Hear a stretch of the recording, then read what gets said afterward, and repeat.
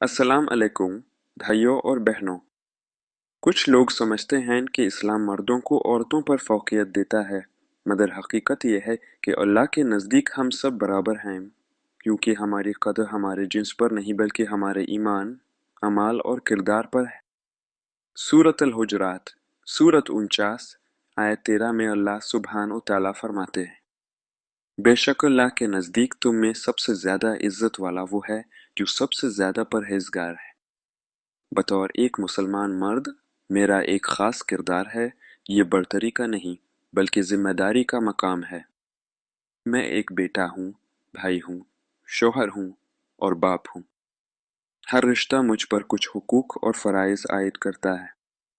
मैं अपनी ज़िंदगी में मौजूद ख़वातीन का एहतराम, उनकी हिफाज़त और उनकी मदद करने का ज़िम्मेदार हूँ, जैसे कि उनके भी मुझ पर हुकूक हैं।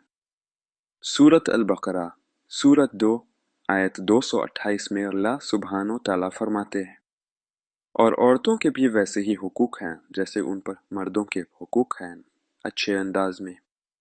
क्या आप भी इस्लाम की अदल व इंसाफ पर मबनी बराबरी पर यकीन रखते हैं तो इस पैगाम को दूसरों तक पहुँचाएं।